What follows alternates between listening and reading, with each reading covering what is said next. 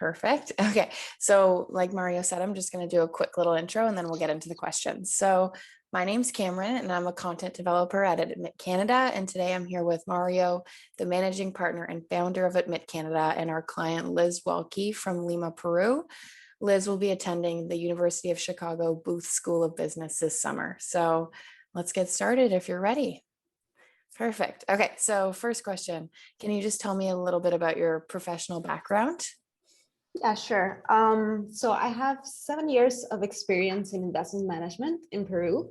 I have 2 years of experience as an equity research analyst and almost 5 years as a fixed income portfolio manager.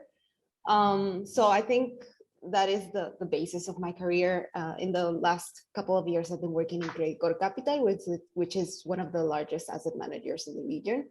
So I would say that is my professional background right now. Mm-hmm. And when did you decide that you wanted to go to business school? Okay, so my decision about doing a master's program isn't really one I took like in recent years. I've always known I wanted to do a master's degree. I have older brothers, so I knew I wanted to follow their footsteps. But a business program, I think it was when I started working, I was surrounded by people who had done MBAs.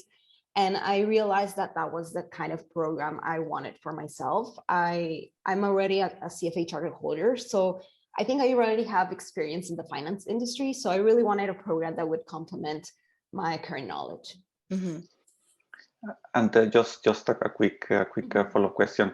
So when did you actually like started the like more seriously or formally the application process? Because as you know, it takes quite some time.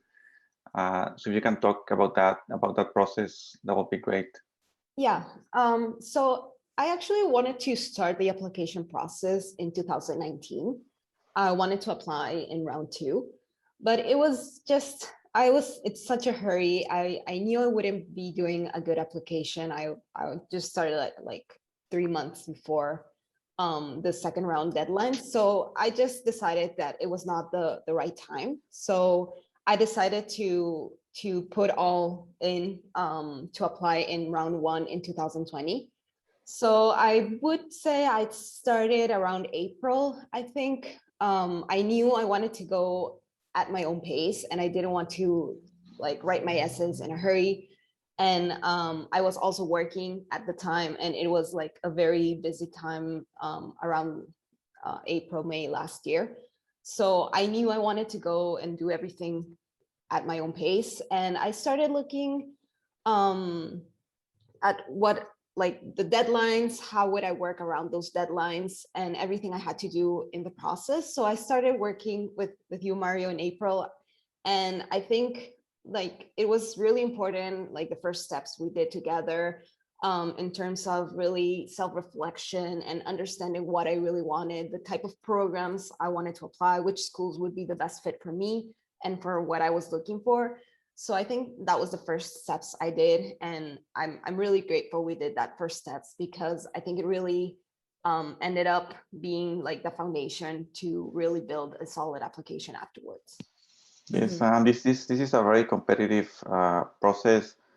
So it's important to like that people take their time and also to do it at the right time, because sometimes people rush through the application process in the second round just to find themselves rejected a few months after that, and then they need to reapply, and the application process is even more difficult. So I think it's important to, if you feel that you are not ready to apply, like in second round, I think it's sometimes it's better to wait until the next cycle in September and use that time from January to August to put the strongest application possible. Mm-hmm. Yeah, I agree. Yeah. So you mentioned you applied in the first round since you waited, and you ended up on the wait list. So what would you recommend to other applicants who are waitlisted? Because you obviously you came out successful. So what would you recommend to those people who are waitlisted? Yeah, I would say I think I took it just as another challenge in my life. And in those cases, obviously I was bummed when I got the news. It was not the answer I was expecting.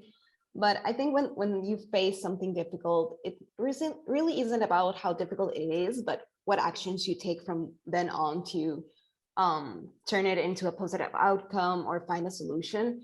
So I think for me, the first steps were like, okay, reflect. And I spoke with Mario, I spoke with Boothies I had already been in contact. I tried to analyze like my whole application and see maybe what was the weak spot. And I just really like took my time to analyze the whole situation and find the best way to really go through the waitlist process. I had to do a video in the case of Booth, and I really wanted to showcase something new, something that would add to my application. So that is what I did with my video. And I also I reached out with alumni that I knew from my work experience from college, and they also wrote recommendations for me. And I think that really helped. I think I've built strong relations with people I've met throughout the years. So it was easy for me to reach out, and they were more than happy to help me out. So I think that that's also something that's really helpful. But I would say just go for it, just give it your all, and just fight for what you want. If it's really the school you want to go, then put your all in it, and you can be successful at the waitlist process. For sure. Yes.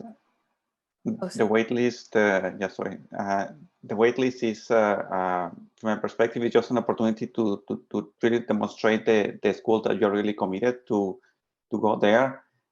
So I understand that this is not the answer that we want to hear, but if you do the right things, I think you can position yourself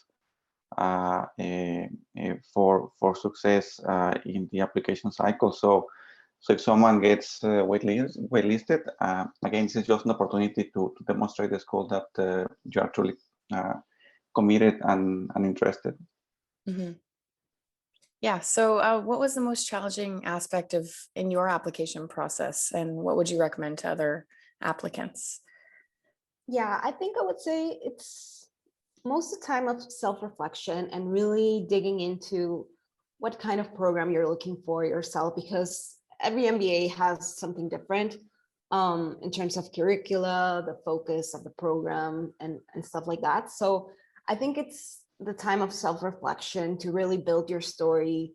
What do you want in the future? I think those are very important steps, and sometimes people might not give it the importance it needs. But if you do that process really well, then when you're writing your essays, it's an easier process because you already have like a narrative. You already know yourself, you know what you want to portray in those essays. So I think that was the most difficult part for me, at least. But once I finished that part of the process, I think it was easier to move forward. Yeah. So I guess on the topic of essay writing, it's obviously a very demanding aspect of it. So what would you recommend for applicants when they get to this section of their application? Yeah, so I would say just have clear what you want. And as I was saying, like have your story, like who are you and why do you want to, like you really need to know why do you want to go to that school, like understand the program, talk with current students, talk with alumni. I think from those talks, for me, at least for me, it's when I knew that Booth was the school for me. That's when I felt more motivated to apply to Booth. And when you're motivated and you're passionate about something, you can really portray that in what you're writing in your essay. So I think do the research and talk with students, and then just with all the reflection you have done, just put it in your essay, and it would be a very powerful essay if you do that. Sorry, I thought you were going to say something there, Mario. Okay. No, sorry. And then let's go over to the GMAT. So most applicants struggle with this. So what would you recommend for people who are trying to improve their GMAT score? Yeah, like one recommendation I would have is if you know that I don't know, in 2 or 3 years, you want to apply to an MBA program, just get off the GMAT ahead of time.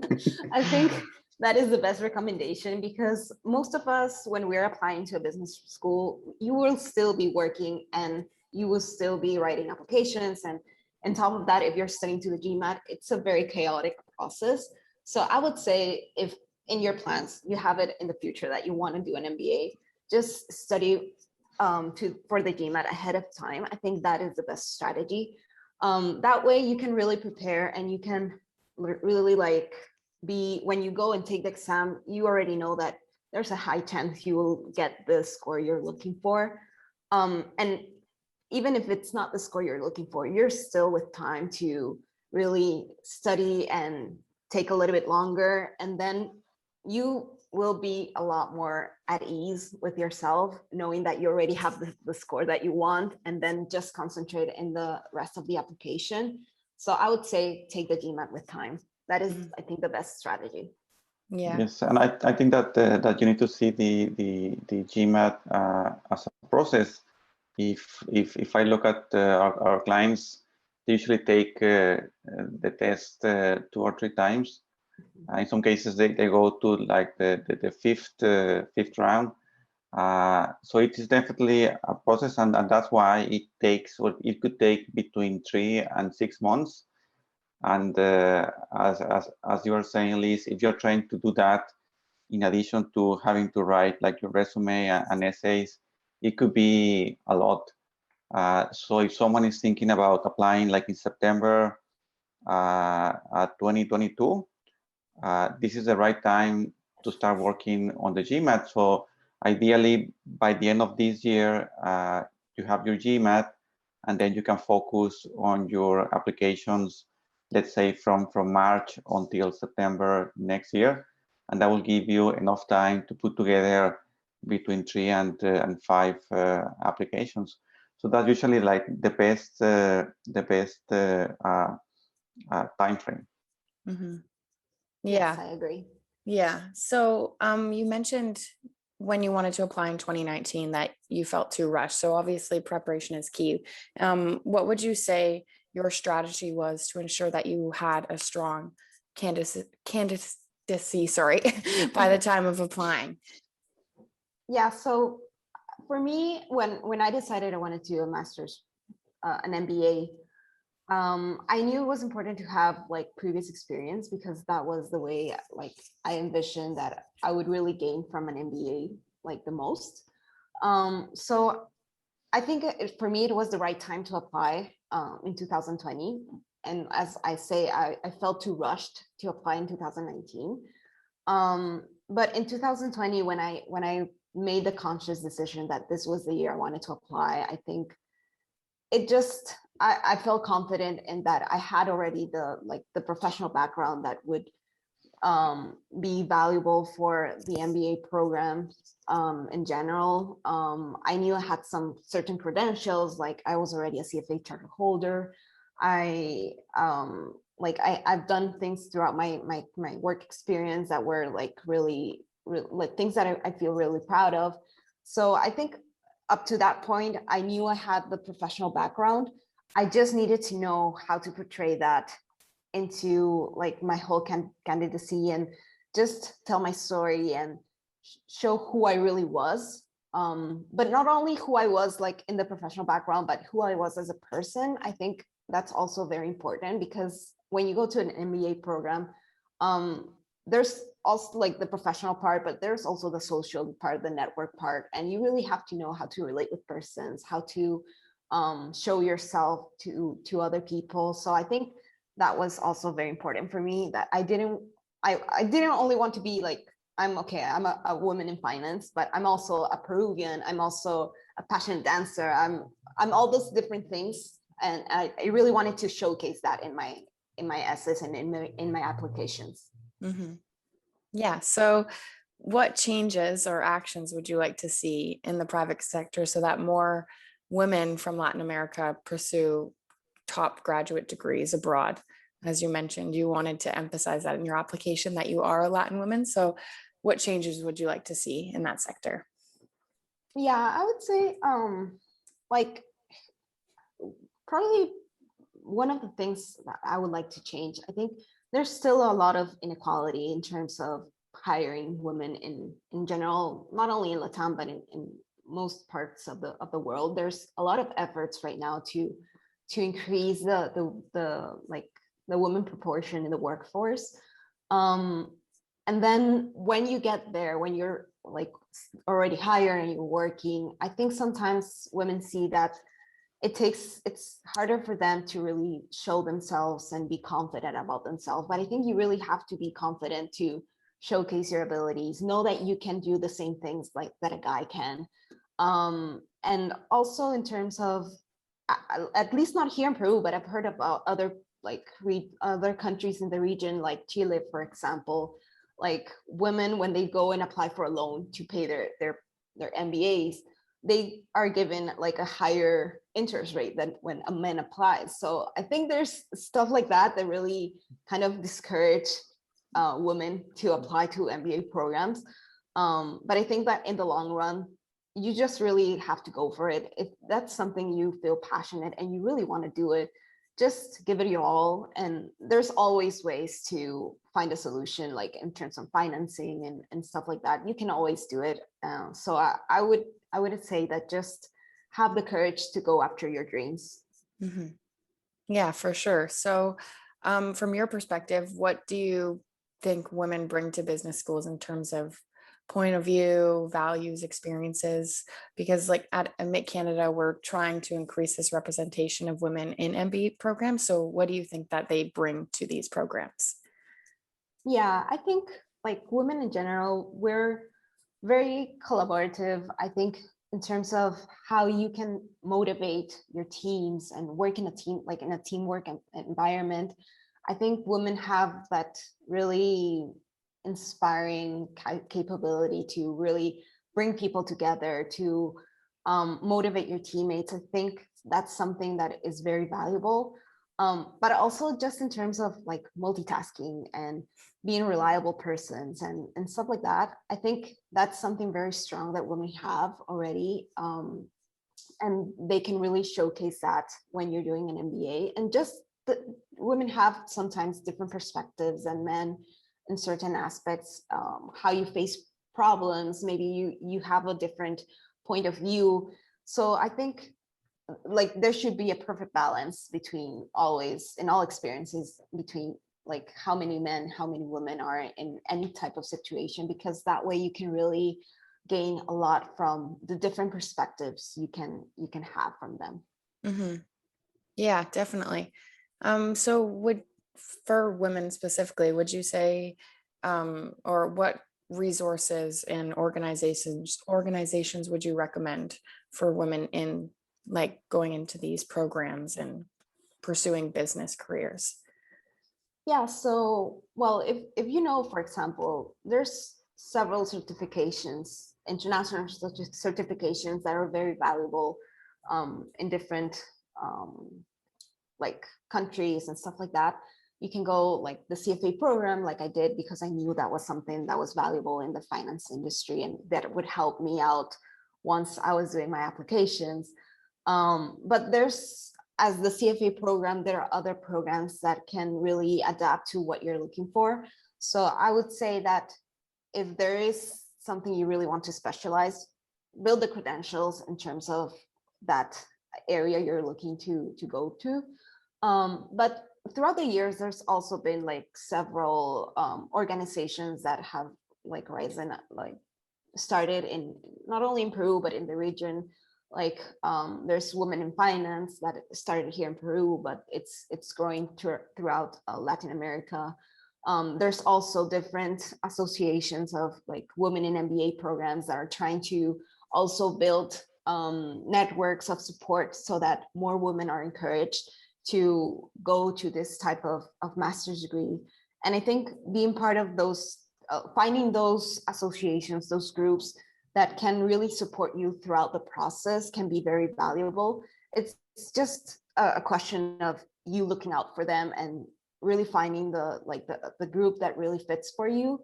So, and build your support network around them. Build like allies, people who are really willing to support you throughout the process. I think that's something really important. Yeah. And there is also the Forte Foundation, and they even offer scholarships. Yeah. Mm-hmm. Yeah. So what would you advise to young women in Latin America pursuing a career in finance? Because women in finance, there's a lot of challenges, as we've been talking about. So what advice would you give to those women? Yeah, I would say just to be confident in yourself, be confident in your skills and in your ability. You can do whatever you want. Like, you can be just as good, if not better, than your male peers. It's just up to you to really put your ideas on the table. Don't be afraid to maybe make mistakes. You learn from them. Also, if you have doubts, there's nothing wrong to ask questions and be curious. Just give that extra step, like extra mile, so that you can really showcase who you are and just bring it all every time you're in your workplace. And also, I think it's something I did for myself. I looked out for people who were there to support me. I built my support system, and I had people I could rely on whenever I had professional doubts or personal doubts. They would really be there for me. Most of the time, I was surrounded by men, because I've been working in male dominated teams like throughout my whole professional experience. But I also had women I consider mentors that were really there for me, that they would really understand what I was going through, and they would support me and give me their perspective. So I think just building that support system around you, it's very, very important. And not only for women, but in general, for any person. It's a great way to really keep growing and knowing that you have people you can rely on. Mm-hmm. Yeah. So let's kind of get into Booth, and how do you feel about going there this summer? Yeah, I'm really excited. I'm moving to Chicago in less than a month now, and I've already met several of my class, of people from my class, and they're just everything I expected and more. When I started researching Booth and started talking with current students, I realized that was the type of community I wanted to be a part of, like very, very intellectual, but at the same time, very collaborative, very supportive, very easygoing. And that is the feeling I get from the people from my class that I have already met. So I'm really excited to get into Chicago and meeting them in person, and just building all this friendships and memories and experiences that will really be valuable for me in the future. Yeah. And do you know, Alice, how many people from Peru are going to Booth this summer? Yeah, so we're a large group, actually. We're 11 Peruvians that are going to Booth. So I think last year there were only 2, and the year before that there were around 5 or 6. Oh, so it's very exciting, and we're really looking forward to like get people to know more of Peru and make an impact. Yeah. Yes, and you are going to meet some of our clients as well. I think we have, on the top of my head, I think 3 or 4 going to Chicago. So you're gonna have a chance to meet them. Yeah. So why did you choose Booth? How did you land on that school? Yeah, so I was actually looking. It started by looking at the curriculum. I knew I wanted a flexible curriculum. So from that point, Booth was always one of my top choices. But then when I was in the process of researching schools and really understanding more of them, and not only like what I can find in the internet, but also by talking with current students and alumni, I think that is when I really got a better view or a better perspective of the type of communities I would find in all these different programs. And as I was saying before, I just felt a true connection with the Booth community. And I knew, and I was really inspired and motivated, and I knew that was the type of community I wanted to be in. I come from I was born and raised in the south of Peru, living in mining camps. So I was always surrounded by a tight-knit community. We were all supporting each other. And when I met the Booth community, I just knew they would be that type of community I experienced in my childhood.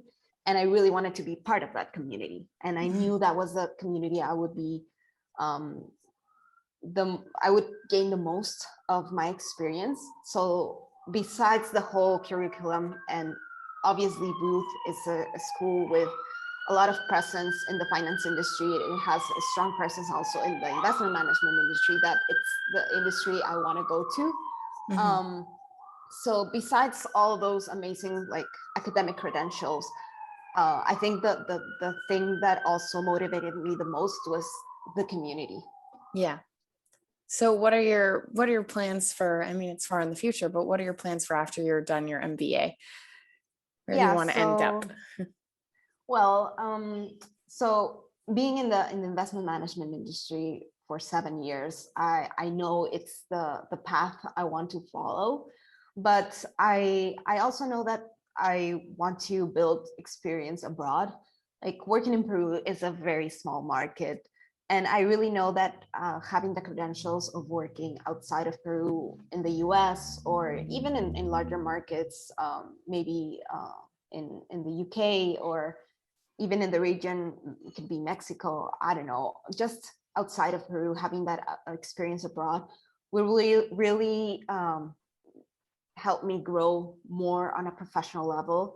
So after my MBA, I still want to pursue a career in investment management, but preferably in the US or in another big market where I can really apply what I know in theory most of the time, but given the size and the very conservative Peruvian market, I have not been able to apply it like in reality. So I really want to push myself to that challenge of going to a more developed capital market. Yeah. So what would you recommend to others who are applying to Booth specifically? Yeah, so I would say just as me, do your job of doing the research. Really understand why you want to go to Booth. If it's the academics, if it's the community, if it's a mix of both. There's also, I think, talking like I was saying, talking to people who are already in Booth or alumni, that will give you a whole new perspective. So I think it's very important, as I was saying, just do the research and understand in depth the program. Yeah, and then sort of just to end it on this note, is there anything else you want to say or recommend to future applicants for any schools, any MBA program, just anything you'd like to add? Yeah, I would just say that if you know, like I was saying before, if you know that you want to do an MBA in a couple of years, just really plan ahead of time to know which steps you have to follow, like the GMAT, the TOEFL, the essays. You really have to have a clear time frame of everything you have to do. So if you start with time, I think it's the best way to go through the process.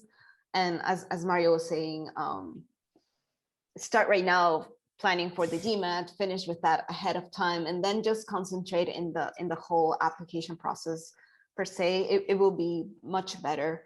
And as I was saying as well, just really have the time to understand what you're looking for, what are your goals for the future, and how the schools you're looking at will help you reach those goals. Once you identify that, you will know which schools will be a best fit for you.